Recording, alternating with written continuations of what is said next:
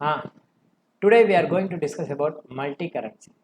First வந்து டேலியில் multi currency பார்க்கறதுக்கு முன்னாடி what is called multi currency, why we need multi currency, what are the things we are expecting in the multi currency, இதெல்லாம் சொல்ல முடியுமா?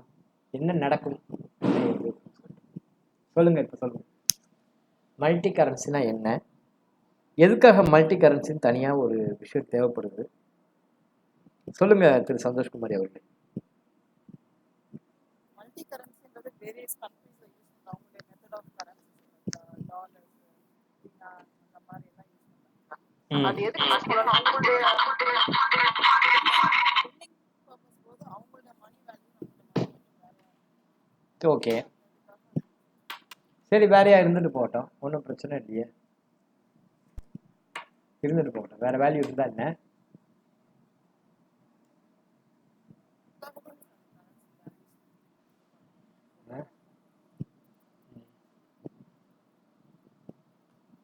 இப்போ நம்ம ஊரில் 70 ரூபான்னா அவங்க யூஎஸ்ல ஒரே ஒரு டாலர் தானே சார். அப்போ அவனுக்கும் அது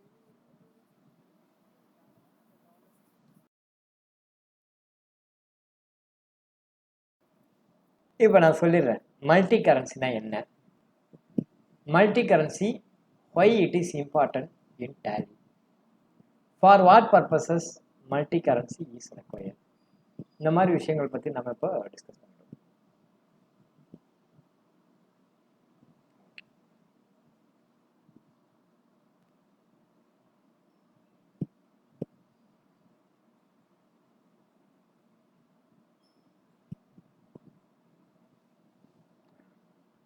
மல்டி கரன்சி அசியூம் பண்ணிங்க Messrs. J and Co from US, United States of America, US, ஓகேவா, அமெரிக்கா.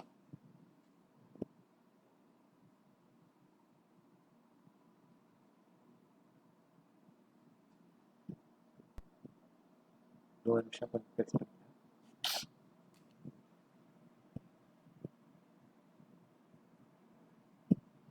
விசிபிளா இருக்கா?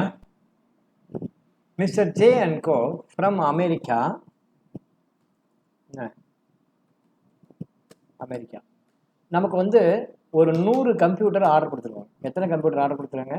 100 computers. At the rate of ஒரு கம்ப்யூட்டரோட ரேட்டு, ஃபார் எக்ஸாம்பிள் ஒரு கம்ப்யூட்டரோட ரேட்டு வந்து 40,000 வச்சுக்கோங்க. ஒரு கம்ப்யூட்டர் ரேட்டு 40,000 ரூபாய். யார் கரெக்டான ஆன்சர் பண்ணுறா பாருங்க.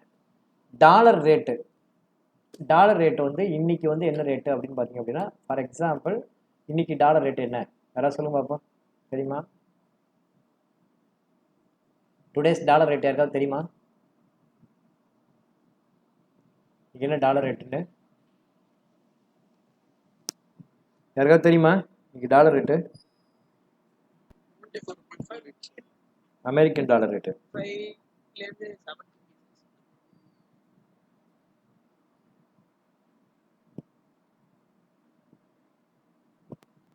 Dollar price today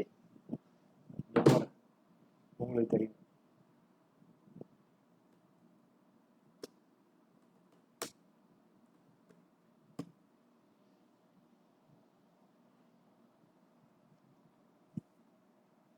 $74.47.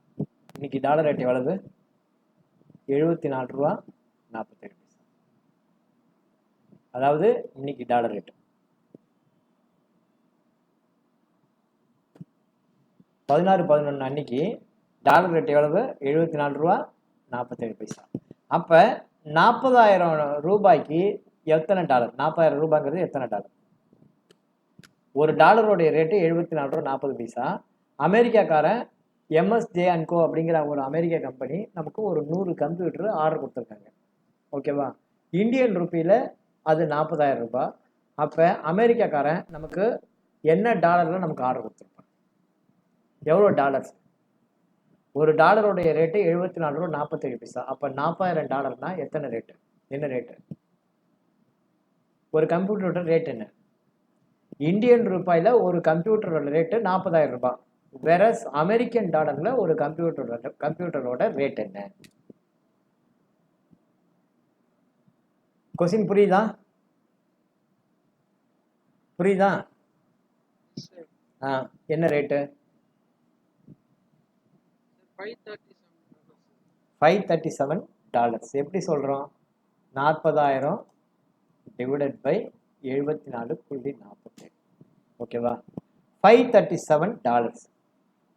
இன்னும் சொல்ல போனால் இது கரெக்டாக எக்ஸாக்டாக சொன்னீங்க அப்படின்னாக்க 537.13 டாலர்ஸ். 0.13 டாலர்ஸ். ஓகேவா? அப்போ ஒரு கம்ப்யூட்டரோட ரேட்டு 537.13 டாலர். ரைட்டா? அப்போ 100 கம்ப்யூட்டரோட ரேட் எவ்வளவு? இந்த அமௌண்ட்டு இன்ட்டு 100 இல்லையா?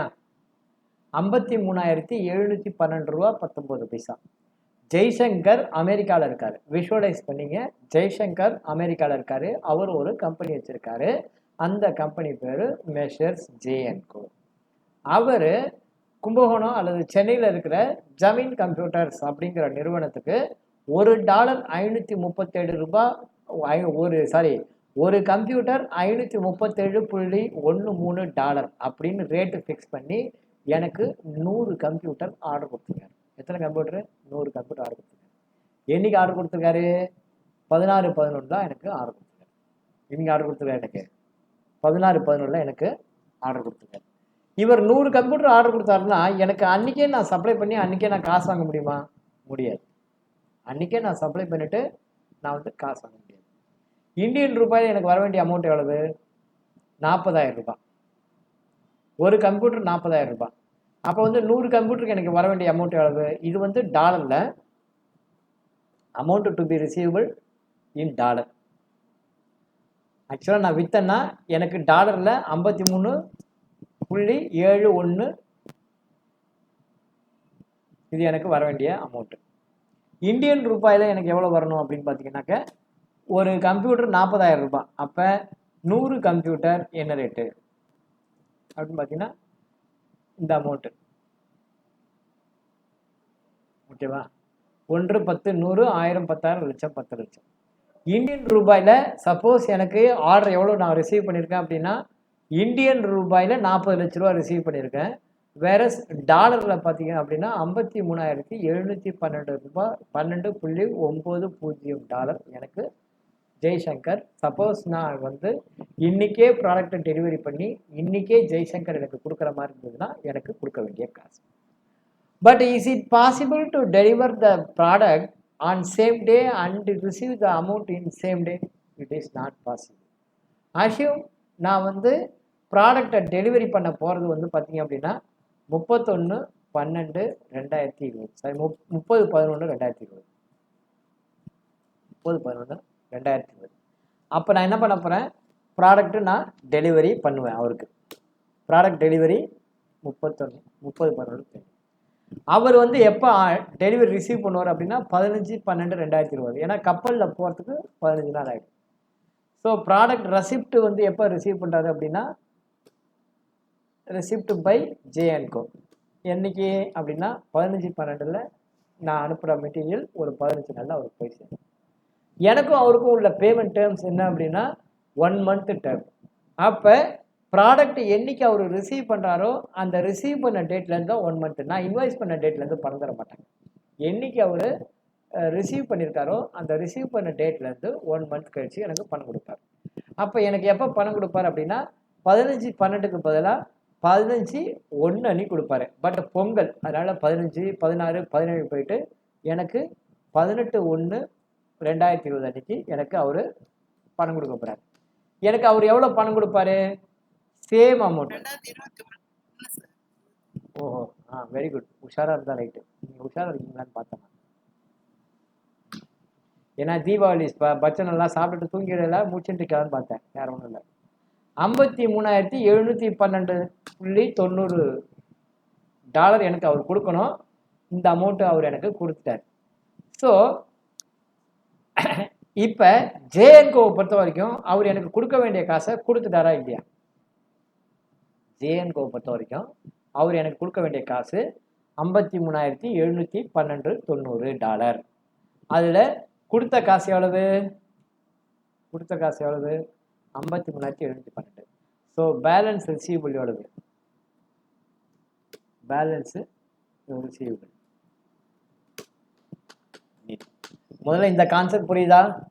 16ஆம் தேதி ஜேஎன்கோ எனக்கு 100 கம்ப்யூட்டர், ஒரு கம்ப்யூட்டர் $537 ஆர்டர் பண்ணுறாரு. 53,712 $90 தரணும். இந்தியன் ரூபாயில் அதனுடைய மதிப்பு 40,000 ரூபாய். வாங்குற அவர் எனக்கு ஆர்டர் கொடுத்த அன்றைக்கி ஒரு டாலருடைய வேல்யூ $74.47. எனக்கு நான் 30ஆம் தேதி நான் வந்து இன்வாய்ஸு மெட்டீரியல் ரெடி பண்ணி 30ஆம் தேதி பேக் பண்ணி கப்பலில் ஏற்றிட்டேன். அவருக்கு 15 நாள் அங்கே போய் கிடைக்குது. அதுலேருந்து 1 மந்த் கழித்து அவர் எனக்கு பணம் அனுப்புகிறாரு. 18 அன்னைக்கு அவர் எனக்கு தர வேண்டிய டாலர் அமௌண்ட்டை கொடுத்து முடிச்சிட்டார். இப்போ சொல்லுங்கள், ஜே&கோக்கும் எனக்கும் ஏதாவது காசு வர வேண்டியிருக்கா? அஷ்யூம் இதுபடி நான் வாங்கிட்டேன், வர வேண்டியிருக்கா? காசு எனக்கா வர வேண்டியிருக்கா? வர வேண்டியிருக்கா இல்லையா? இல்லைம்மா, எப்படிம்மா? உனக்கு நான் 50,000 ரூபாய்க்கு வித்துட்டேன், நீ 50,000 ரூபாய் கொடுத்துட்டீங்க. நீங்கள் ஃபாரினில் இருக்கீங்கன்னு வச்சுக்கோங்களேன், உங்களுக்கு நான் $50,000 நான் வந்து ஆர்டர் என்கிட்ட கொடுத்தீங்க. உங்களுக்கு நான் $50,000 பொருளை கொடுத்துட்டேன், நீங்கள் எனக்கு $50,000 கொடுத்துட்டீங்க. இதுக்கப்புறம் நீங்கள் ஏதாவது எனக்கு தர வேண்டியிருக்கா? தர வேண்டியது இருக்கா?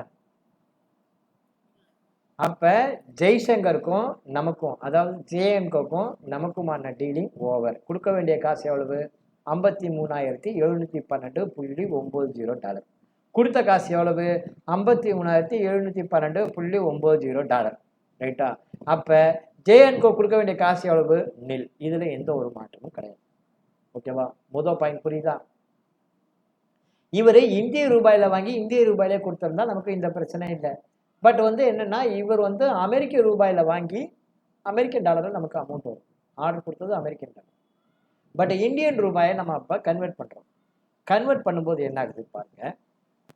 இந்த $53,712 அவர் எனக்கு பணம் கொடுக்கும்போது டாலரோட ரேட்டு 74 ரூபா அப்படிங்கிறதுலேருந்து 76.47 ரூபா அப்படின்னு ஆயிடுச்சுன்னு வச்சுக்கோங்க. ஃபார் எக்ஸாம்பிள், இவ்வளவு ஏறாது, ஒரு எக்ஸாம்பிளுக்கு சொல்கிறேன். ஒரு டாலருடைய ரேட்டு 76.47 ஆயிடுச்சு. அப்போ ஆக்சுவலாக எனக்கு அவர் எவ்வளோ கொடுக்க வேண்டியிருக்கு? கொடுத்த காசு எவ்வளவு? $53,712.90 எனக்கு அவர் கொடுத்துட்டாரு. அவர் கொடுத்த அன்னைக்கு டாலருடைய ரேட் என்னது? 76.47. இப்போ நான் முதல்ல ஒரு கேள்வி கேட்குறேன். ஜெய்சங்கர் ஆர்டர் கொடுக்கும்போது $74.47. ஜெய்சங்கர் எனக்கு பணம் அனுப்பும்போது டாலருடைய வேல்யூ 76.47. ரூபாயோட மதிப்பு கூடி இருக்கா குறைஞ்சிருக்கா? முதல்ல இந்த கொஸ்டினுக்கு ஆன்சர் பண்ணுவோம். இந்திய ரூபாயோட மதிப்பு கூடி இருக்கிறதா குறைஞ்சிருக்கா?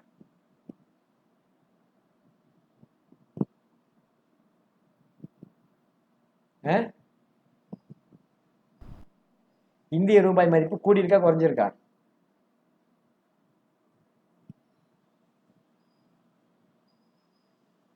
சொல்லுங்க. எப்படியா இன்க்ரீஸ் ஆகும்? டிக்ரீஸ் ஆயிருக்கு. இந்திய ரூபாயோட மதிப்பு குறைச்சிருக்கு. நேத்திக்கு ஒரு ப்ராடக்ட் நீ வந்து 85 ரூபாய்க்கு வாங்கியிருக்க, இன்னைக்கு அதே ப்ராடக்ட் என்கிட்ட வாங்கும்போது 90 ரூபாய். அப்படின்னா என்ன அர்த்தம்? ரூபாயோட மதிப்பு குறைஞ்சி போச்சுன்னு அர்த்தம். ரைட்டா? அதனால தான் நீ அதிக காசு கொடுக்குற. இந்திய ரூபாய் அதிகமாக கொடுக்குற. நேற்றுக்கு நீ 74.47 ரூபா கொடுத்து வாங்கின அதே பொருளை இன்னைக்கு நீ வந்து வாங்கும்போது 76.47 ரூபான்னு காசு அதிகமாக கொடுக்குற. அப்படின்னா என்ன அர்த்தம்? உன்னுடைய இந்திய ரூபாயோட மதிப்பு குறைஞ்சி போச்சுன்னு அர்த்தம். புரியுதா? அமெரிக்க டாலருடைய மதிப்பு அதிகரிச்சிருக்கு. அப்படின்னா அமெரிக்க டாலருடைய மதிப்பு அதிகரிச்சிருக்குன்னா இந்திய ரூபாயோட மதிப்பு குறைஞ்சிருக்குன்னு அர்த்தம். ஓகேவா? முதல் கான்செப்ட் புரியுதா இல்லையா உங்களுக்கு? இந்த பாயிண்ட் 74.47 $76.47 அமெரிக்க டாலர் இன்க்ரீஸ் ஆயிருக்கு. அப்படின்னா இந்திய ரூபாயோட மதிப்பு குறைஞ்சிருக்கு. முதல் பாயிண்ட் புரியுதா இல்லையா? இந்த பாயிண்ட் புரியுதா இல்லையா? யாருக்காவது புரியாம இருக்கா? என்னமோ நேத்திக்கு ஒரு ப்ராடக்ட் ஒன்றும் இல்லை, கடலை மிட்டாய் எடுத்துக்கோ. கடலை மிட்டாய் நான் வந்து ஞான வித்யா மாதிரி இருக்கும்போது அல்லது அதை விட சின்ன குழந்தையா இருக்கும்போது 5 பைசாக்கு வாங்கியிருக்கேன். கமர்கட்டு மிட்டாய் 5 பைசாக்கு வாங்கியிருக்கேன். இன்னைக்கு அதே கடலை மிட்டாய் 2 ரூபாய்க்கும் 5 ரூபாய்க்கும் விற்கிறான்.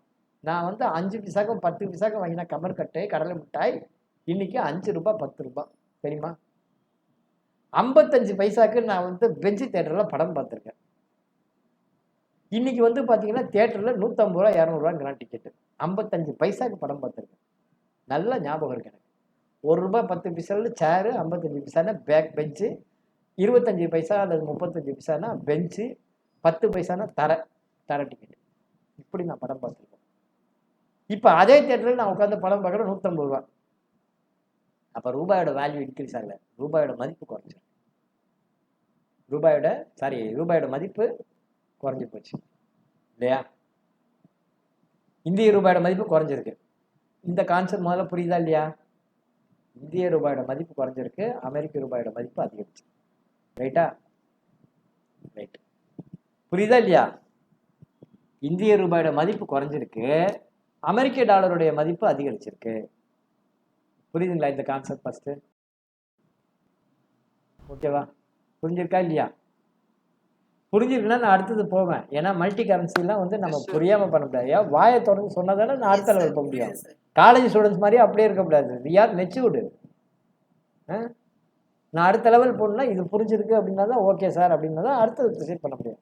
இல்லைன்னா இது புரியல அப்படின்னு சொல்லிட்டு நான் உட்காந்துருப்பேன். இந்திய ரூபாய் மதிப்பு 55 ரூபா இருக்கு.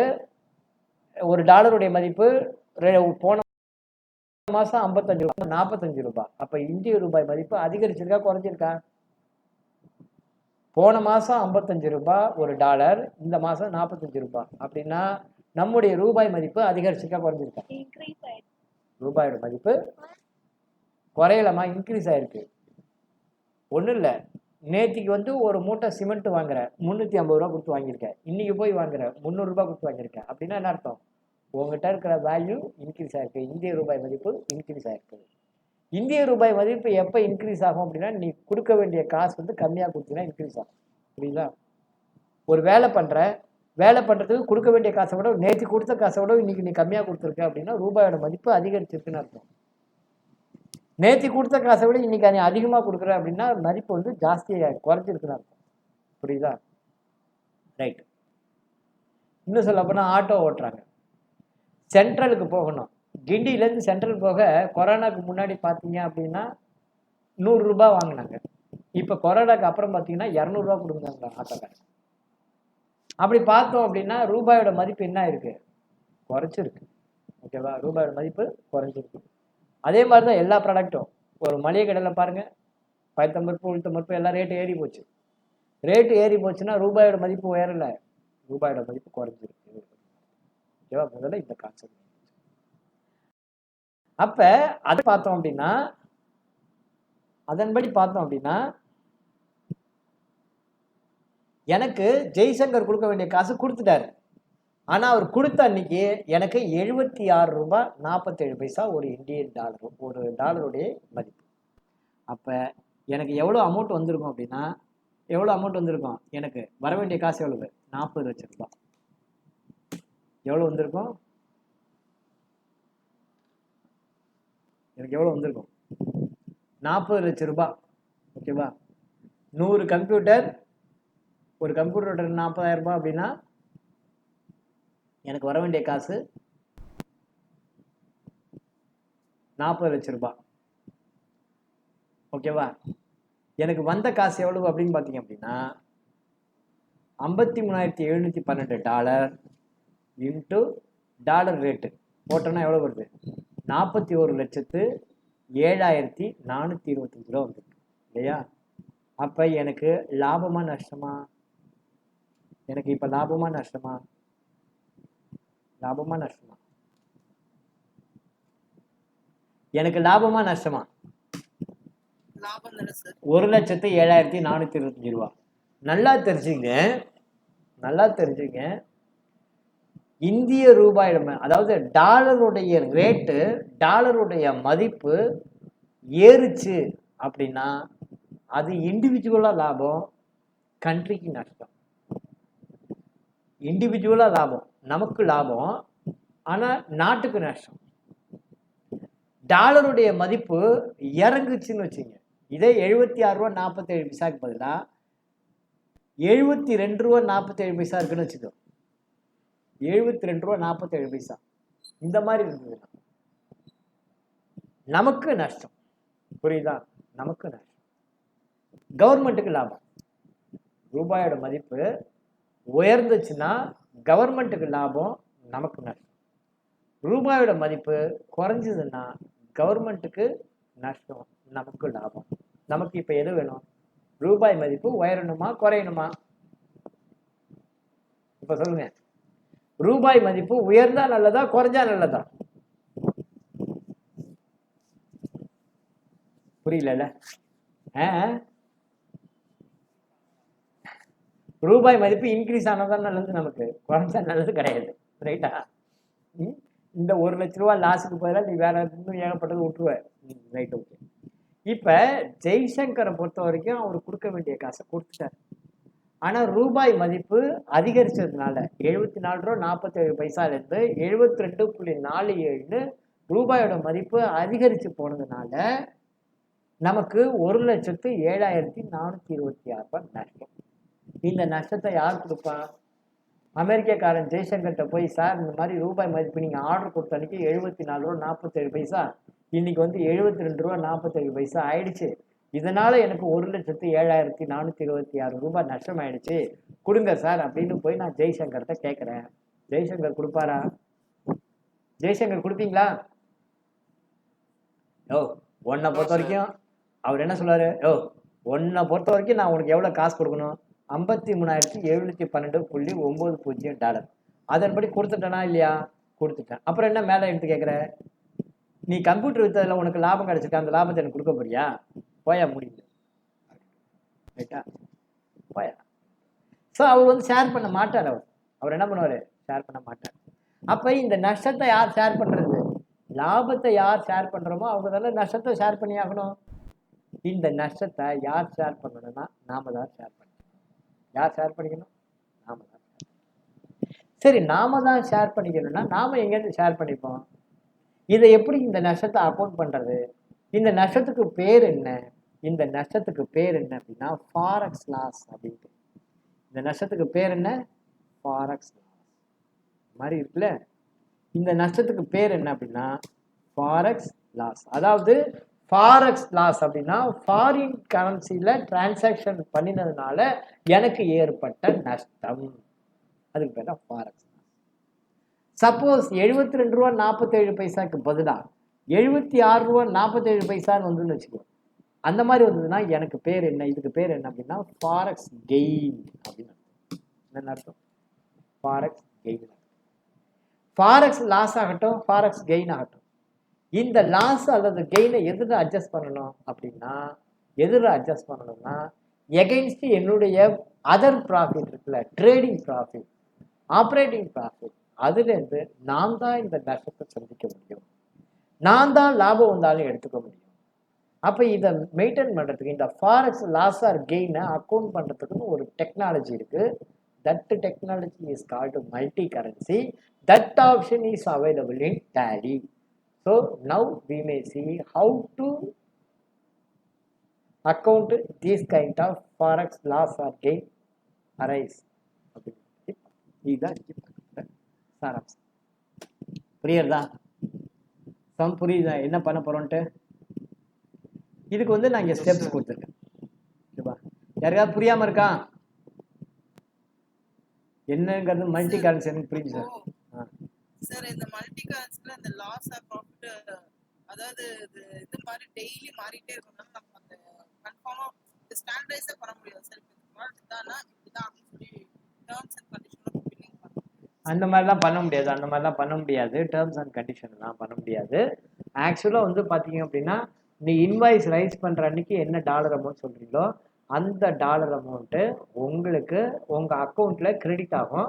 அந்த மாதிரி கிரெடிட் ஆகும்போது as per the RBI rule, as per the RBI அன்னைக்கு என்ன டாலர் ரேட்டோ அந்த டாலர் ரேட்டு தான் உங்களுக்கு கணக்கில்.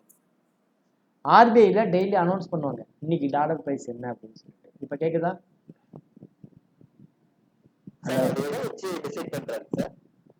எதுப்பா? ஆர்பிஐயோடைய டாலர் ரேட்டு.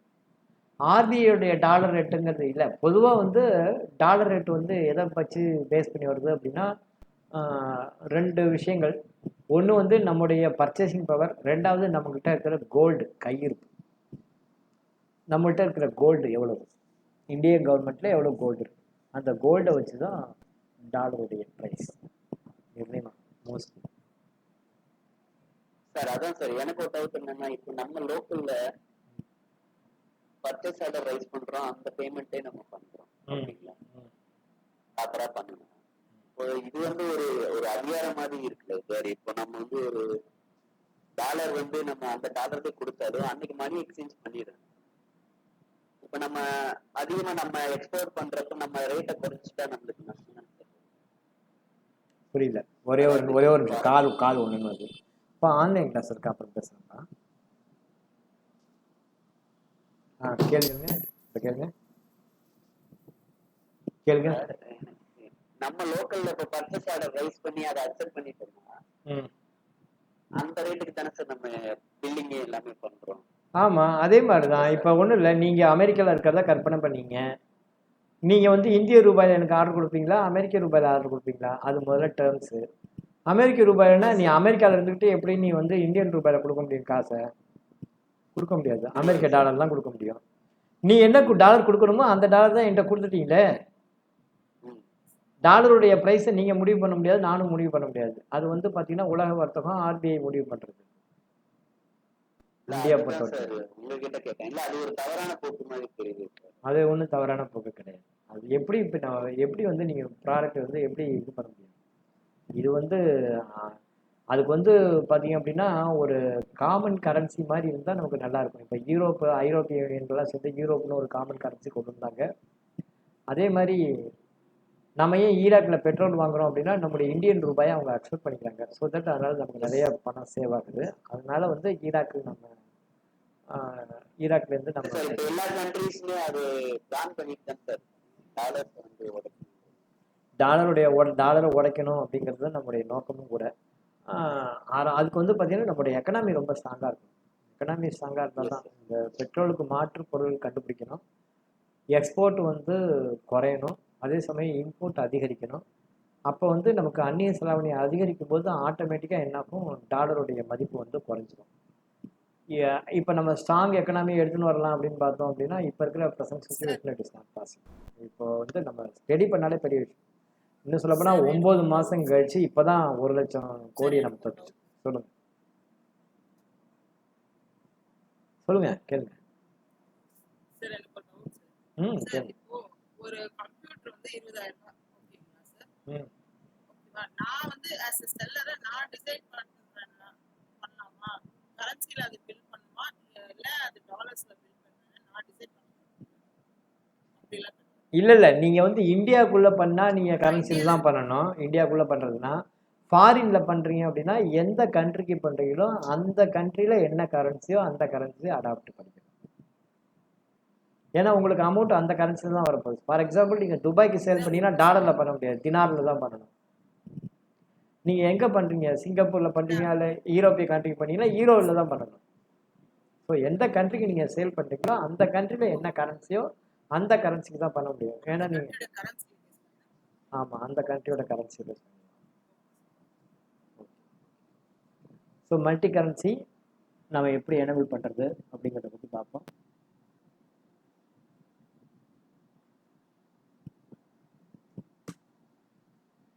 ஆக்சுவலாக பாருங்கள், ஃபஸ்ட்டு வந்து கம்பெனி கிரியேட் பண்ணிக்கணும். F11 F1 enable multi currency GST detail define பண்ணிக்கணும். அதுக்கப்புறம் வந்து 1 by 1 அப்படியே நான் சொல்கிறேன், பார்க்கலாம். ஓகேவா? மணி 7:35 ஆயிடுச்சு.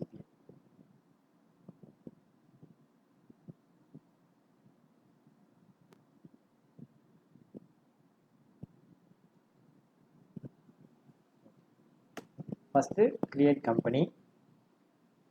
இதுக்கு அப்படியே ஸ்க்ரீன்ஷாட் போட்டே வாங்க திரு விஆர் இப்போ. Okay sir.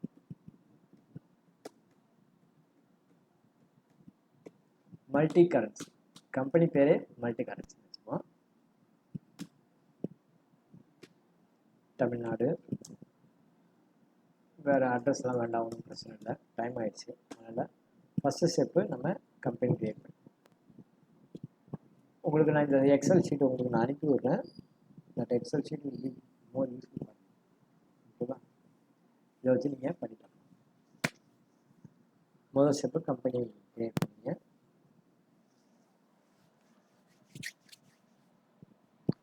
டேலியில் நிறைய ஃபீச்சர்ஸ் இருக்குது, நிறைய ஃபீச்சர்ஸ் இருக்குது. Debit note, interest on debit note போடணும். சாதாரணமாக டெபிட் நோட் எப்படி ரைஸ் பண்ணுறது, கிரெடிட் நோட் எப்படி ரைஸ் பண்ணுறது, பிஆர்எஸ் எப்படி பண்ணுறது, இந்த மாதிரி நிறைய இருக்குது. எக்ஸாமுக்கு வந்து பார்த்தீங்க அப்படின்னா ஜிஎஸ்டி அலாங் வித் டிடிஎஸ், இதுதான் வந்து உங்களுக்கு எக்ஸாம். ஓகேவா? நெக்ஸ்ட் வந்து பார்த்தீங்க அப்படின்னா F11 ஃபீச்சர் போயிருங்க. F11 ஃபீச்சரில் அக்கௌண்டிங் ஃபீச்சர் போயிட்டு எனேபிள் மல்டி கரன்சி இருக்குல்ல, அதை எஸ் போட்டு maintain bill wise detail yes. ஓகேவா? எக்ஸல் அதுவும் மாற்றி மாற்றி நான் போடுவேன், அங்கே காமிச்சிட்டு இங்கே காட்டுறேன்.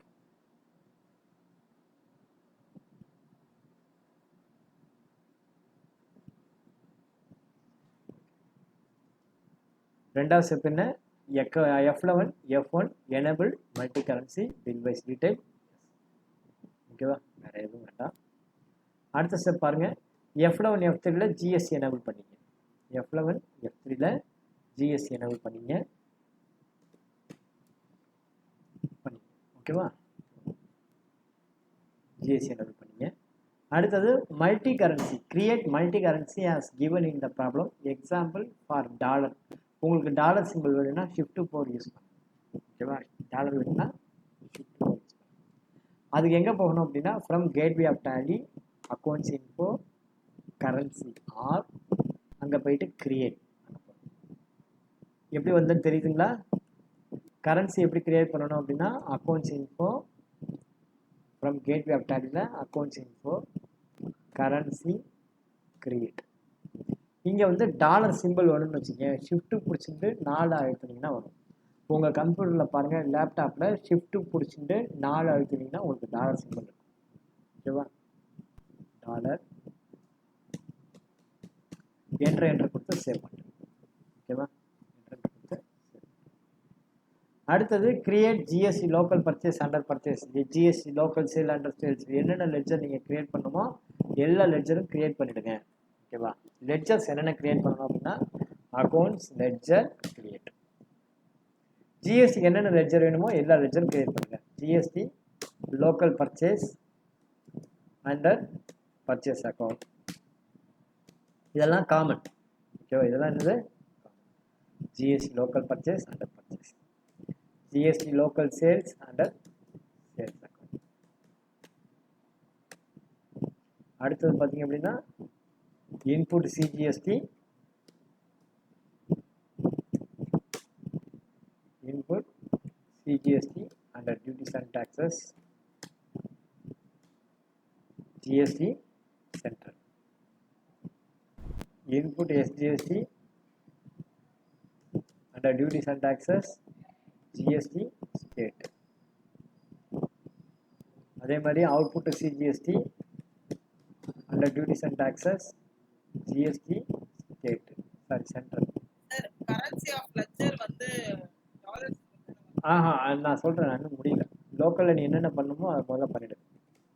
அவுட்புட் எஸ்ஜிஎஸ்டி இந்தியாவில் இது பண்ணுறதுக்கெல்லாம் இந்தியாவில் பண்ணுறது. ஓகேவா? இதெல்லாம் பண்ணுறது இந்தியாவில் இன்வாய்ஸ் பண்ணுறது. Then round off comes under indirect expenses, GST not applicable, ஓகேவா? சூப்பர் கம்ப்யூட்டர் அப்படின்னு ஒரு company which is comes under sundry creditors for purchases. ஓகேவா? sundry creditor for purchases, Tamil Nadu. Measures J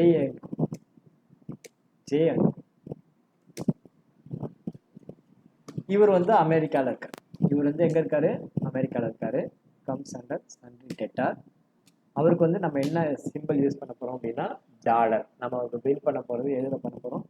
dollar. அப்போ வந்து என்ன பண்ணணும்? டாலர் சிம்பிளை இவருக்கு நம்ம யூஸ் பண்ணணும். ஓகேவா? என்ன பண்ணிக்கணும்? டாலர் சிம்பிளை நம்ம செலக்ட் பண்ணிக்கணும். இங்கே வந்து கண்ட்ரி இருக்குல்ல, கண்ட்ரியில் அவருடைய கண்ட்ரி என்னவோ அந்த கண்ட்ரியை நம்ம போட்டுக்கணும். யுனைடெட் ஸ்டேட்ஸ் ஆஃப் அமெரிக்கா அப்படின்னா யுனைடெட் ஸ்டேட்ஸ் ஆஃப் அமெரிக்கா. இந்த கண்ட்ரிங்கிற இடத்துல யுனைடெட் ஸ்டேட்ஸ் ஆஃப் அமெரிக்கா அப்படிங்கிறது நம்ம செலக்ட் பண்ணிக்கணும். யுனைடெட் ஸ்டேட்ஸ் ஆஃப் அமெரிக்கா நம்ம செலக்ட் பண்ணிட்டோம் அப்படின்னா ஜிஎஸ்டி தான் அது கேட்காது. ஓகேவா? அடுத்தது ஒரு எக்ஸ்ட்ரா லெட்ஜர், எக்ஸ்போர்ட் சேல்ஸ் அப்படின்னு ஒரு ledger set. Export sales under sales account. பொதுவாக நம்ம ஜிஎஸ்டி டீடைல் வந்து பார்த்தீங்கன்னா இன்வென்ட்ரியில் கொடுப்போம், இன்வென்ட்ரியில் ஐட்டமில் கொடுப்போம், குரூப்பில் கொடுப்போம். ஓகேவா? அது வந்து ஐட்டம்க்கு. இப்போ ஒரு ஐட்டமில் நம்ம என்ன கொடுப்போம் அப்படின்னா இன்வென்ட்ரியில் குரூப் கிரியேட் பண்ணும்போது டேக்ஸ் கண்ட்ரோல் கொடுப்போம். நான் ஒரு எக்ஸாம்பிள் சொல்ல போகிறேன். இப்போ இன்வென்ட்ரி இருக்குது, ஸ்டாக் ஐட்டம் இருக்குது, கிரியேட் பண்ணுறோம். ஓகேவா? கிரியேட் பண்ணும்போது நம்ம என்ன பண்ணுவோம், ஸ்டாக் ஐட்டம் வந்து நம்ம ஹெச்சிஎல் கம்ப்யூட்டர் அப்படின்னு வச்சுக்கோங்க. ஃபார் எக்ஸாம்பிள் ஹெச்சிஎல் கம்ப்யூட்டர், இதுதான் நமக்கு கிடச்சிருக்கிற ஆர்டர். ஓகேவா? இதை வந்து நம்ம எப்படி விற்க போகிறோம் அப்படின்னா நம்பர்ஸில் விற்க போகிறோம். இதை நம்ம எப்படி விற்க போகிறோம், நம்பர்ஸில் விற்க போகிறோம். நம்பர்ஸில் விற்க போகிறோம். இப்போ நம்ம இதுக்கு ஜிஎஸ்டி கண்ட்ரோல் நம்ம கொடுக்குறோம். இதுக்கு நம்ம ஜிஎஸ்டி கண்ட்ரோல் கொடுக்குறோம். எங்கே கொடுக்குறோம், இன்வென்ட்ரியில் கொடுக்குறோம். இன்வென்ட்ரியில் ஜிஎஸ்டி கண்ட்ரோல் நம்ம கொடுக்கும்போது இந்த இடத்துல வந்து இந்த இடத்துல நம்ம என்ன பண்ணுறோம், டேக்ஸபிள்னு சொல்லி கண்ட்ரோல் கொடுக்குறோம். என்ன கொடுக்குறோம், ஐஜிஎஸ்டி 18% அப்படின்னு கொடுக்குறோம். அப்போ வந்து ஆட்டோமேட்டிக்காக சிஜிஎஸ்டி அண்ட் எஸ்ஜிஎஸ்டி அப்படின்னு வந்து இது எடுத்துக்கணும். ஓகேவா?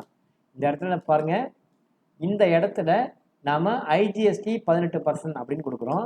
ஆட்டோமேட்டிக்காக சிஜிஎஸ்டி அண்ட் எஸ்ஜிஎஸ்டி ரெண்டுமே எடுத்துக்குது. பட் நம்ம இன்வாய்ஸ் பண்ணும்போது ஐஜிஎஸ்டி எடுத்துக்கிறதா சிஜிஎஸ்டி எடுத்துக்கிறதா, இன்வென்ட்ரியில் நீங்கள் ரெண்டுமே கொடுத்துட்டீங்க. இந்த இன்வென்ட்ரியில் நீங்கள் என்ன பண்ணுறீங்க, ரெண்டுமே கொடுத்துட்டீங்க. ஃபார் எக்ஸாம்பிள் அக்கௌண்டிங் வவுச்சர் வி போயிட்டு சேல்ஸ் என்ட்ரி போடுறீங்க. சேல்ஸ் என்ட்ரி போடும்போது லோக்கல் சேல்ஸாக இருந்தால் ஃபார் எக்ஸாம்பிள் கேஷ் அக்கௌண்ட்டு இதுவே பார்த்துக்கலாம். லோக்கல் சேல் பண்ணுறோன்னு வச்சுக்கோங்க, ஜிஎஸ்டி லோக்கல் சேல்.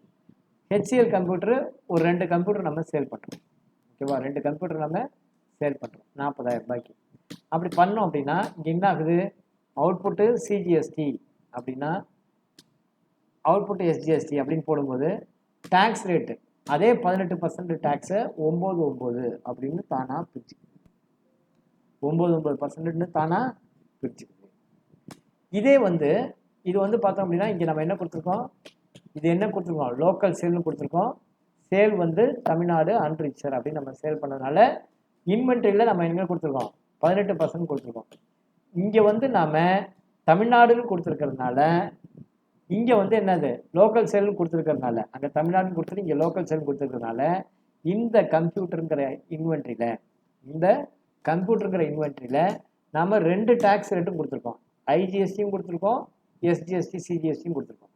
ஸோ அங்கே கொடுத்தோம் ஐஜிஎஸ்டினா இங்கே வந்துடுது. இங்கே வந்தால் கூட இங்கே மேலே வந்து இங்கே வந்து நீங்கள் தமிழ்நாடுன்னு கொடுத்துருக்கிறதுனால ஆட்டோமேட்டிக்காக என்ன ஆகுது, அந்த டேலிக்கு தெரியுது, என்ன தெரியுது, மேலே தமிழ்நாடுன்னு கொடுத்துருக்கான், அப்போ சிஜிஎஸ்டி எஸ்ஜிஎஸ்டி தான் போடணும் அப்படின்னு தெரியுது. ஃபார் எக்ஸாம்பிள் இந்த இடத்துல நீங்கள் ஐஜிஎஸ்டி போட்டு பாருங்கள், உங்களுக்கு ஐஜிஎஸ்டி போட்டு பார்த்தா வராது. இங்கே வந்து அவுட்புட் ஐஜிஎஸ்டி போட்டு பாருங்கள், அவுட்புட் ஐஜிஎஸ்டி போட்டு பார்த்தா உங்களுக்கு என்ன வராது, டேக்ஸ் கால்குலேட் ஆகாது. இல்லை output IGST under duties and taxes. இது வந்து பார்த்தீங்க அப்படின்னா ஜிஎஸ்டி, இது வந்து இன்டகிரேட்டட் டேக்ஸ். ஓகேவா? நான் அவுட்புட் ஐஜிஎஸ்டின்னு போடுறேன், கால்குலேட் ஆகாது. அவுட்புட் ஐஜிஎஸ்டின்னு போட்டால் கால்குலேட் ஆகாது. வேறஸ் நான் வந்து சிஜிஎஸ்டி அப்படின்னு போட்டால் உங்களுக்கு கால்குலேட் ஆகும், எஸ்ஜிஎஸ்டி அப்படின்னு போட்டால் கால்குலேட் ஆகும். ஆனால் ஐஜிஎஸ்டின்னு போட்டால் என்ன ஆகாது, கால்குலேட் ஆகாது. ஓகேவா? என்டர். இப்போ இன்னொரு விஷயம் பாருங்க, ரெண்டாவது இன்வாய்ஸ் வந்து பார்த்தீங்க அப்படின்னா அதே கேஷ் தான்.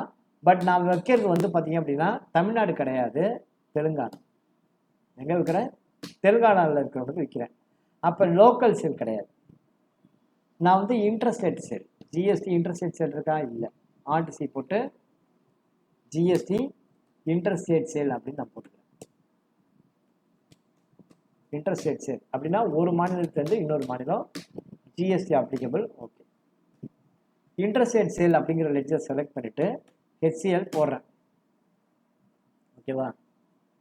ஒரு கம்ப்யூட்டர் 40,000 ரூபாய். நாங்கள் தெலுங்கானான்னு கொடுத்துட்டேன். அவுட்புட் சிஜிஎஸ்டின்னு போட்டால் வராது, அவுட்புட் எஸ்ஜிஎஸ்டின்னு போட்டால் வராது, பட் அவுட்புட் ஐஜிஎஸ்டின்னு போட்டால், அவுட்புட் ஐஜிஎஸ்டி போட்டால் ஓகேவா? அப்போ என்ன தெரியுது, டேலியில் நம்ம இன்வென்ட்ரி கண்ட்ரோலில் நம்ம டேக்ஸ் கண்ட்ரோல் கொடுத்துருக்கோம். அந்த டேக்ஸ் கண்ட்ரோல் 2 கண்ட்ரோல் கொடுத்துருக்கோம். எத்தனை கண்ட்ரோல் கொடுத்துருக்கோம்? 2 கண்ட்ரோல் கொடுத்துருக்கோம். ஒன்று வந்து லோக்கல் சேலாக இருந்தால் CGST and SGST, inter state சேலாக இருந்தால் ஐஜிஎஸ்டி பண்ணு அப்படின்னு சொல்லிட்டோம். ஆனால் இப்போ 3ஆவதாக இன்னொரு சேல் வரப்போகுது. என்ன சேல் வரப்போகுது? Export sale. எக்ஸ்போர்ட் சேல் வரப்போகுது. அப்போ எக்ஸ்போர்ட் சேல் வந்து எங்கே கொடுக்கறது?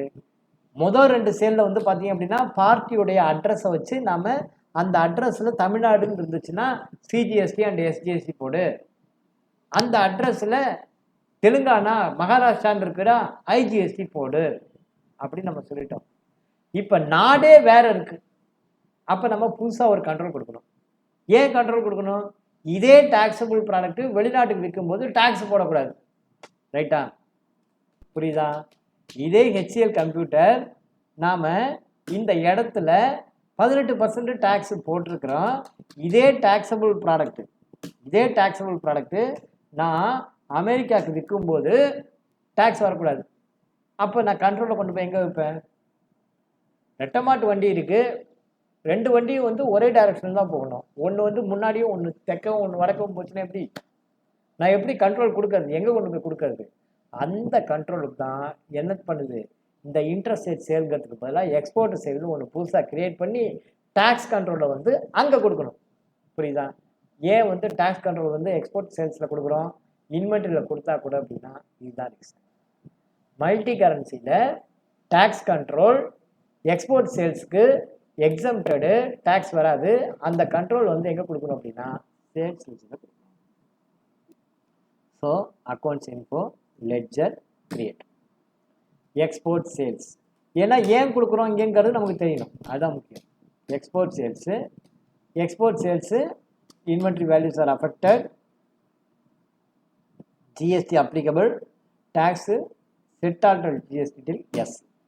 இங்கே வந்து என்ன பண்ணணும், இங்கே ஹெச்எஸ்என் கோடு இருந்தால் ஹெச்எஸ்என் கோடு எதாக இருந்தால் கொடுங்க. இங்கே வந்து எக்ஸ்போர்ட் சேல் அப்படிங்கிறது செலக்ட் பண்ணுங்க. எக்ஸ்போர்ட் சேல்ஸு எக்ஸாம்டடாக என்னங்கன்னு பாருங்க. Export sale exempted. Export sale exempted என்ன? குட்ஸு. ஓகேவா? Export sale exempted. இந்த மாதிரி ஒரு லிஸ்ட்டை நம்ம இருந்தா புரியுதா?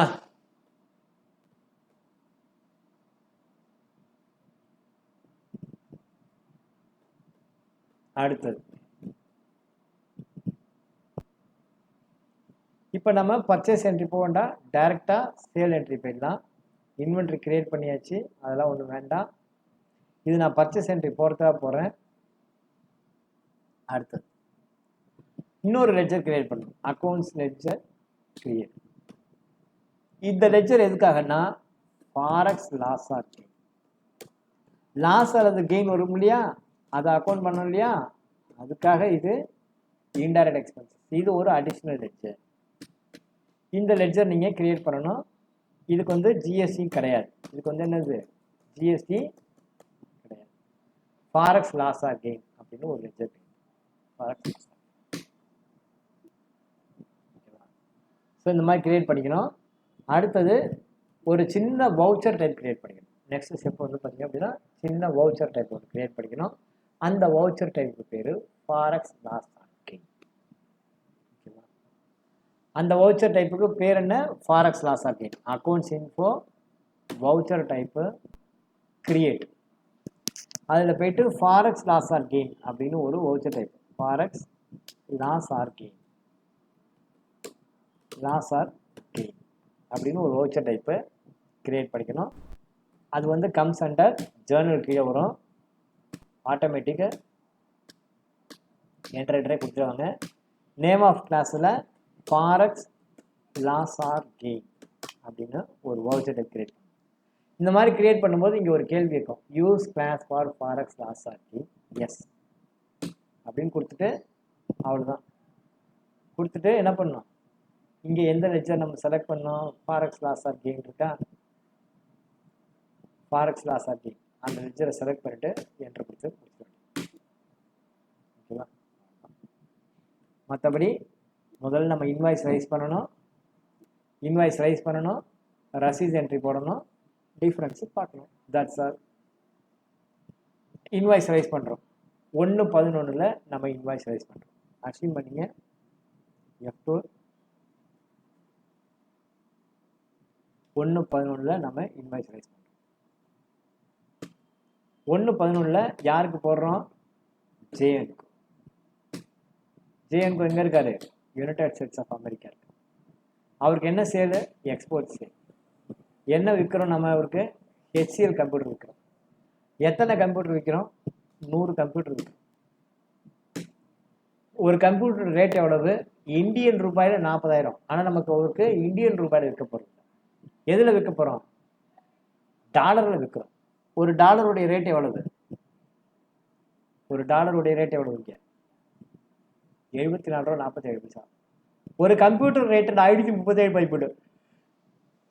இப்போ 537.13 போடணுமா 74.47 போடணுமா? எது போடணும்? அங்க ரேட்டு போட வேண்டியது 537. ஒரு கம்ப்யூட்டர் ரேட்டு 537.13. 74.47 ஒரு டாலருடைய ரேட்டு.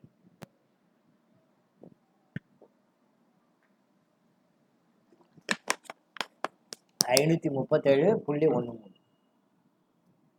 இங்க வந்து என்ன பண்ணணும்? ஷிஃப்ட் 4 போடுங்க. ஷிஃப்ட் 4 போட்டு 537 இந்த இடத்துல இந்த ரூபாய் காலம் இருக்கு இல்லையா, இந்த இடத்துல 40,000 இருக்கும். அங்கே நீங்கள் ஒரு எஸ்கேப் அழுத்தணும். எஸ்கேப் அழுத்திக்கிட்டு ஷிஃப்ட் 4 போடணும். எஸ்கேப் அழுத்திக்கிட்டு ஷிஃப்ட் 4 போட்டு ஒரு டாலரோட ரேட் எவ்வளவு? 537.13. சாரி, ஒரு கம்ப்யூட்டரோட ரேட்டு 537.13 டாலர். என்டர்.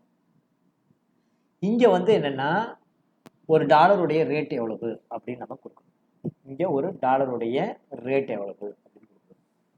இங்கே ஒரு டாலருடைய ரேட் எவ்வளோ கொடுக்கணும் அப்படின்னா எவ்வளவு? எஸ்கேப் போட்டு ஒரு டாலருடைய ரேட் எவ்வளவு? 74.47. 74.47 டாலர். புரியுங்களா? இந்த இடத்துல முதல்ல போடுறது இந்திய ரூபாய், அதுக்கப்புறம் இருக்கிறது டாலர். ஓகேவா? இந்த இடத்துல எஸ்கேப் போட்டுட்டு 74.47 பர் டாலர் ஒரு ஸ்லாஷ் போட்டு பர் டாலர். முதல்ல டாலரை போட்டுட்டு ரூபாயை போடுறதா உங்களுக்கு கன்ஃபியூஸ் வரும். முதல்ல இந்தியன் ரூபாயை போட்டுட்டு பர் டாலர் ஒரு டாலருடைய ரேட் எவ்வளவு அப்படின்னு சொல்லணும். சொன்னீங்க அப்படின்னா அங்கே வந்து பார்த்தீங்கன்னா என்னாச்சு? 53,713 டாலர் அப்படின்னு உங்களுக்கு அவருக்கு கொடுக்க வேண்டிய காசு எவ்வளவு? 53,713 டாலர். என்டர் கொடுங்க. என்டர் கொடுங்க. இதில் வந்து ஷிப்பிங் டீட்டெயிலாம் என்ட்ரி பண்ணணும். அதெல்லாம் கொஞ்சம் மெதுவாக பார்த்துங்க. அந்த வேலையெல்லாம் நீங்கள் பார்த்துங்க. என்ட்ரு கொடுத்து சேவ் பண்ணு. சேவ் பண்ணிவிட்டு இந்த இன்வாய்ஸ் எப்படி இருக்குன்னு பேஜப் போயிட்டு Alt P கொடுத்து பேஜப் போயிட்டு என்ன பண்ணணும்? Alt P கொடுத்து இது வந்து உங்களுக்கு இன்வாய்ஸ் வந்து எப்படி வந்திருக்கு அப்படிங்கிறது நீங்கள் பார்க்கணும். ஏன் இன்வாய்ஸ் எப்படி வந்திருக்கு அப்படிங்கிறது Alt. நான் ஒன்றும் அட்ரஸ் ஃபீல்டெல்லாம் ஒன்றும் கொடுக்கல, அதனால் வராது. கம்பெனி பேர் மல்டி கரன்சி. இங்கே வந்து மெஷர் ஜே&கோ. இங்கே வந்து பார்த்தீங்க அப்படின்னா உங்களுக்கு டாலர் வேல்யூவில் வந்துருக்கு 53,713 டாலர் ஜே&கோ எனக்கு தரணும். அவருடைய லெட்ஜரில் போய் பாருங்கள். வெளில வந்துட்டு எஸ்கேப் கொடுத்துட்டு டிஸ்பிளே அக்கௌண்ட்ஸு லெட்ஜர் ஜே&கோ எவ்வளோ நமக்கு தரணும்? இங்கே எவ்வளோ காட்டுது? 40,07.11 பைசா தரணும். எவ்வளோ காட்டுது? 40,07.11 பைசா. ரைட்டு. இவர் என்ன பண்ணிட்டாரு? 1/12 எனக்கு பணம் தராரு. இது எஜுகேஷன் மோடு, அதனால 1/12 எனக்கு பணம் தராரு. நான் ரசீது என்ட்ரி போடுறேன். இது வரைக்கும் புரியுதா? உங்களுக்கு? நீங்க சொன்னா போறாது. யாராவது பசங்க யாராவது சொல்லிட்டு. சரண் புரியுதா? கோகிலா புரியுதா? கோகிலா புரியுதா? எஸ் சார் நீ சொல்லும் போதே பழகி. ஞான வித்யா, கோகிலா புரியுதா? கோகிலா புரியுது சார். Right, okay. இல்லைன்னா இவன் விடமாட்டான்னு அப்படின்னு சொல்லிட்டு அதானே சொல்றேன். இவன் புரியலன்னு சொன்னா திரும்பவும் ஆரம்பத்திலிருந்து வந்துருவான். இல்ல சார், அப்படி இல்ல. நான் பீச்சு குதிரை மாதிரி யாராவது புரியல அப்படின்னு சொன்னா திரும்பவும் ஆரம்பத்திலிருந்து வந்துடும். பீச்சு குதிரை பீச்சை சுற்றிட்டு இருக்கும். அந்த மாதிரி நீங்க யாராவது புரியலன்னு சொன்னா அப்புறம் நான் ஆரம்பத்திலிருந்து வருவேன். ரைட்டா? இது வரைக்கும் ஓகே. நம்ம இதுக்கு ஒரு பிபிடி போட்டுருவோம். போட்டுட்டு உங்களுக்கு அந்த பிபிடியை உங்களுக்கு அனுப்பிடுறேன். ஒன்றும் பிரச்சனை சார் இதுக்கு ரிசிப்ட் அனுப்பிடுங்க. அதான் ஒன்னொன்னா இன்னும் முடியவே இல்லைப்பா. இப்பதான் பாதி சினிமா இன்டர்வல் வந்து இன்டர்வல் விட்டாச்சு. ஆமா, இப்போ வந்து அடுத்த சீன் இன்டர்வல் முடிச்சு பணம் வருது. ஓகேவா? இன்டர்வல் முடியல, இப்பதான் பணம் வரப்போகுது. ரசீதுக்கு ஷார்ட்கட் F6. ரசீதுக்கு ஷார்ட்கட் என்ன? பணம் எங்க வருது? Indian bank. அதுக்கு ஒரு பேங்க் லெட்ஜர் கிரியேட் பண்ணி பண்ணிக்கலையா? பண்ணிடுவோமே. நம்ம என்ன பண்ணோம்? பண்ணவே இல்லையா? பேங்க் லெட்ஜர் நம்ம கிரியேட் பண்ணுவோம். பேங்க் லெட்ஜர் நம்ம கிரியேட் பண்ணிட்டோம். யார்கிட்ட இருந்து பணம் வந்திருக்கு? ஜேஎன் கோல பணம். எவ்வளோ அவன் பணம் தரணும்? 40,07,000 இல்லை. எவ்வளோ அவன் பணம் தரணும்? டாலர்ல. டாலர்ல சொன்னோம் இல்லையா? 53,713 டாலர். எவ்வளோ டாலர் கொடுக்கணும்? 53,713 டாலர் கொடுக்கணும். எவ்வளோ டாலர் கொடுப்பான்? 53,713 டாலர் கொடுப்பான். அப்போ டாலர் சிம்பிள் முதல்ல போட்டுக்கணும். அவன் கொடுக்கறது டாலர்ல தானே கொடுக்குறான். அதனால எடுத்த உடனே டாலர் சிம்பிள் போடணும். டாலர் சிம்பிள் போடுறதுக்கு என்ன ஷார்ட்கட் கீ? ஷிஃப்ட் பிடிச்சிட்டு 4. ஷிஃப்ட் 4. டாலருக்கு உன்னுடைய இதில் ஷிஃப்ட் 4 போட்டு எவ்வளோ டாலரு? 53,713 டாலர். 53,713 டாலர். டாலர் கொடுக்கும்போது டாலருடைய வேல்யூவை நீ ஸ்பெசிஃபை பண்ணணும். அவன் நமக்கு டாலராக கொடுத்துட்டான். நம்ம அக்கௌண்ட்டில் டாலராக வந்துருச்சு. நம்ம அக்கௌண்ட்டில் டாலராக வரும்போது அந்த டாலருடைய வேல்யூ எவ்வளோனா 76.47 ரூபா. இங்கே டாலர் வேல்யூவை மென்ஷன் பண்ணணும்னா நல்லா கவனிங்க. டாலர் வேல்யூ மென்ஷன் பண்ண என்ன பண்ணால் இங்கே ரேட் ஆஃப் எக்ஸ்சேஞ்ச் காலத்துக்கு வந்ததுக்கப்புறமா எஸ்கேப் பட்டனை அழுத்து. எஸ்கேப் பட்டனை அழிச்சிட்டு 76.47 போட்டு ஸ்லாஷ் போட்டு டாலர். ஒரு டாலருக்கு என்ன ரேட் அப்படின்னு நம்ம ஓகேவா? முதல்ல ரூபாயை போடணும், அப்புறமா ஸ்லாஷ் சிம்பிள் போட்டு அப்புறமா டாலர். நல்லா ஞாபகம் வச்சு எப்படி பண்ணணும்? முதல்ல ரூபாயை போடணும், அப்புறம் ஸ்லாஷ் போடணும், அப்புறமா டாலர் போடணும். போட்டிங்கன்னா அவனுக்கு வந்து நமக்கு இந்திய ரூபாயில் நமக்கு என்ன அமௌண்ட் வந்திருக்கோ அந்த அமௌண்ட்டு என்ட்ரு கொடுத்து நம்ம சேவ் பண்ணிடுவோம். இப்போ போய் ஜேஎன்கோல போய் பாருங்க. கொடுக்க வேண்டிய காசு கொடுத்துடனா? Display accounts ledger. ஜேஎன்கோ போய் பாருங்க. ஜேஎன்கோல கொடுக்க வேண்டிய காசு கொடுத்துட்டான். அவன் கொடுக்க வேண்டிய காசை கொடுத்துட்டான். ரைட்டா? ஆனால் டாலருடைய ரேட்டு இன்க்ரீஸ் ஆனதுனால நமக்கு எவ்வளோ லாபம்? 1,07,427 லாபம். இந்த லாபம் எங்கே இருக்குது? பேலன்ஸ் ஷீட்டை போய் பார்க்கணும். பேலன்ஸ் ஷீட்டில் போய் பார்த்தீங்க அப்படின்னா 1,07,426 அப்படின்னு. இது என்னவா இருக்குது? இந்த பக்கம் லைபிலிட்டி சைடு காட்டு. ஆக்சுவலாக இந்த மாதிரி காட்டக்கூடாது. இது வந்து பார்த்தீங்கன்னா என்ன? நமக்கு ப்ராஃபிட். இந்த ப்ராஃபிட் இது 1,07,000ங்கிறது நம்முடைய ப்ராஃபிட். இந்த ப்ராஃபிட் எங்கே ஆட் ஆகிருக்கணும்? ப்ராஃபிட் அண்ட் லாஸ் அக்கௌண்ட்டில் ஆட் ஆகிருக்கணும். ஆனால் என்னவா இருக்குது? மல்டி கரன்சி கம்பெனியில் அன்அட்ஜஸ்டட் ஃபாரெக்ஸ் லாஸ் அப்படின்னா அது ஒரு லைபிலிட்டியாக திருப்பி கொடுக்கணும். யாருக்கு திருப்பி கொடுக்கணும்? ஜேஎன்கோக்கு திருப்பி கொடுக்கணும். அது ஒரு லைபிலிட்டி அப்படின்னு காட்டிட்டு இருக்கு. ஆக்சுவலாக நம்ம திருப்பி கொடுக்கணுமா? கிடையாது. இந்த அமௌண்ட்டு என்ன அமௌண்ட்டு? எனக்கு சேர வேண்டிய அமௌண்ட்டு. இந்த அமௌண்ட் என்ன அமௌண்ட்டு? எனக்கு சேர வேண்டிய. அப்போ எனக்கு சேர வேண்டிய அமௌண்ட் அப்படின்னா அதை நான் தான் அக்கௌண்ட் பண்ணணும். எனக்கு கொடுக்க வேண்டிய அமௌண்ட்டு ஜே கம்பெனி எனக்கு கொடுக்க வேண்டிய அமௌண்ட்டை என் கையில் கொடுத்துட்டான். எனக்கும் ஜே கம்பெனிக்கு முடிஞ்சு போச்சு. நான் திருப்பி கொடுத்தா வாங்கவும் முடியாது, வாங்கவும் மாட்டான். அப்போ இது வந்து திருப்பி கொடுக்க வேண்டிய காசு கிடையாது. ஆனால் பேலன்ஸ் ஷீட்டில் என்னவா இருக்குது? திருப்பி கொடுக்கணும் அப்படின்னு காட்டிகிட்டு இருக்கு. இது திருப்பி கொடுக்க வேண்டிய காசு கிடையாது. அப்போ என்ன பண்ணணும், இதை என்னுடைய லாப கணக்கில் சேர்க்கணும். இதை என்னுடைய லாப கணக்கில் சேர்க்கணும்னா என்ன பண்ணணும், இதுக்கு ஒரு ஜேவி போட்டு அட்ஜஸ்ட் பண்ணணும். இந்த ஜேவி எப்படி போட்டு அட்ஜஸ்ட் பண்ணுறது, அதுக்கு தான் நம்ம ஃபாரெக்ஸ் லாஸ் ஆர் கெயின் அப்படின்னு ஒரு வவுச்சர் டைப் கிரியேட் பண்ணோம் இல்லையா. அந்த வவுச்சர் டைப்பை யூஸ் பண்ணி இதை வந்து நம்முடைய லாப கணக்கில் இதை கொண்டு வருவோம். பிஎன்எல்ல போய் பாருங்க, இது ஆக்சுவலாக நம்முடைய லாபம். ஆனால் இது வந்து பார்த்தீங்க அப்படின்னா அந்த லாபம் இங்கே காட்டப்படுங்க. இந்த லாபம் எங்கே வரணும், நமக்கு நெட் ப்ராஃபிட்டில் ஆட் ஆகிடணும். நெட் ப்ராஃபிட் ஆட் ஆகிடும். இப்போ பாருங்க என்ன நடக்க போகுது அப்படின்னு. அக்கௌண்டிங் வவுச்சர் வி போடும். இதுக்கு ஒரு ஜேவி போடணும் இல்லையா, ஃபாரெக்ஸ் லாஸ் ஆர் கெயின். அதுக்கு வந்து என்ன பண்ணணும், அக்கௌண்டிங் வவுச்சர் வி போகணும். வி போயிட்டு ஜேர்னலில் செலக்ட் பண்ணணும். F7 அப்படின்னு ஒரு பட்டன் இருக்கு. F7 இந்த பட்டனை செலக்ட் பண்ணால் உங்களுக்கு நீங்கள் வவுச்சர் டைப் எதுக்காக கிரியேட் பண்ணீங்கன்னா அந்த வவுச்சர் டைப்பும் சேர்ந்து காட்டும். ஃபாரெக்ஸ் லாஸ் ஆர் கெயின் அதில் போய்ட்டு நீங்கள் ஃபாரெக்ஸ் லாஸ் ஆர் கெயினை செலக்ட் பண்ணணும். செலக்ட் பண்ணிவிட்டு என்டர் கொடுங்க, என்டர் கொடுங்க, என்டர் கொடுங்க. இங்கே வந்து ஜேஎன்கோ செலக்ட் பண்ணுங்க, வேறு எதுவும் வராது. ஜேஎன்கோ செலக்ட் பண்ணுங்கள், என்டர் கொடுங்க, என்டர் கொடுங்க, என்டர் கொடுங்க, என்டர் கொடுங்க. சரியா போச்சு. அவ்வளோதான். இந்த ஜேவி பாயிண்டர் பண்ணலாம். இதுக்கப்புறம் பேலன்ஸ் ஷீட்டில் போய் பாருங்கள். ஃபாரெக்ஸ் லாஸ் ஆர் கெயின் என்னாச்சு, பேலன்ஸ் ஷீட்டில் லைபிலிட்டி சைடு காமிச்சது இல்லை. அது என்னாச்சு, பிஎன்எல்ல நமக்கு அது ஒரு கெயினாக இந்த பக்கம் வந்து அந்த கெயின் இங்கே வந்துருச்சா.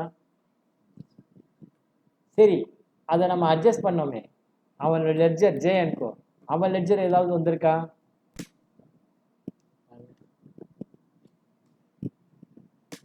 அவனுடைய லெட்ஜர் என்ன இருக்கு, ஆக்சுவலாக நான் 40 லட்ச ரூபா நான் அவனுக்கு சேல் பண்ணேன், அவன் எனக்கு 41,07,000 கொடுத்தான். அந்த 1,07,000 லாபமாக நான் வந்து என்ன பண்ணிட்டேன், அக்கௌண்ட் பண்ணிட்டேன். இவனுடைய அக்கௌண்ட்டை டெபிட் பண்ணி லாபத்தில் என்னுடைய அக்கௌண்ட்டை நான் என்ன பண்ணிட்டேன், கிரெடிட் பண்ணிட்டேன். அக்கௌண்ட் டேலியா. இந்த மாதிரி தான் ஃபாரெக்ஸ் லாஸ் ஆர் கெயின் அட்டன் பண்ணு. ஆனால் ஜென்ரலாக என்ன சொல்கிறாங்க, டேலி இல்லைன்னா சொல்லிக் கொடுக்குறவங்க என்ன சொல்லி கொடுக்குறாங்கன்னா, மல்டி கரன்சி எப்படி கிரியேட் பண்ணுறது, இன்வாய்ஸ் எப்படி ரைஸ் பண்ணுறது, அதோட நிப்பாட்டிக்காங்க.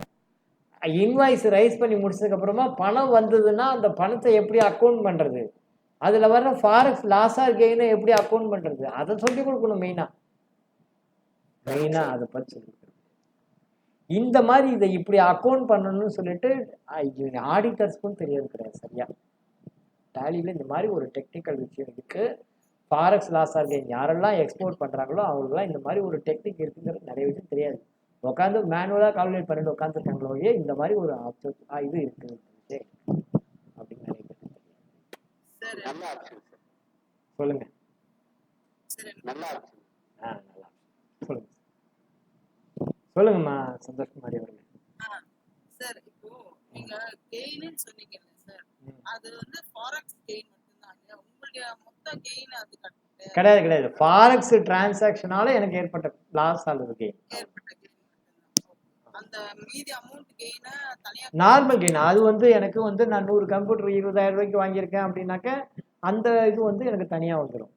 ஒரு 100 கம்ப்யூட்டர் ஒரு கம்ப்யூட்டர் 20,000 அது நீங்கள் தனியாக தான் போட மாட்டேன், அது ஆட்டோமேட்டிக்காக கால்குலேட் ஆகிடும். ஆட்டோமேட்டிக்காக நான் வந்து சம்மை வந்து சுருக்கிட்டேன், பர்ச்சேஸ் என்ட்ரி போடலை. அதனால நான் ஒன்றுமே இல்லை, எல்லா ப்ராடக்ட்டுமே சேல் பண்ணிட்டேன் அப்படிங்கிற மாதிரி. பர்ச்சேஸே இல்லாமல் சேல் பண்ணதுனால உங்களுக்கு பிஎன்எல்ல 41 lakhs ப்ராஃபிட் காட்டுது. வேறஸ் நான் பர்ச்சேஸ் என்ட்ரி போட்டு ஒரு 100 கம்ப்யூட்டர் 20 லட்ச ரூபாய்க்கு பர்ச்சேஸ் பண்ணியிருக்கேன் அப்படின்னா ப்ராஃபிட் வந்து பார்த்தீங்க அப்படின்னா ஒரு 20 லட்ச ரூபாய் ப்ராஃபிட்டு ப்ளஸ் வந்து forex loss or gain profit அதில் ஒரு 1 lakh 21 லட்சம் காட்டும். பர்ச்சேஸ் என்ட்ரி போடல, நல்லா காட்டும், போட்டால் காட்டும். நல்லா இருக்கா? Super sir, super. நான் ரெக்கார்ட் ஆஃப் பண்ணிக்கிறேன்.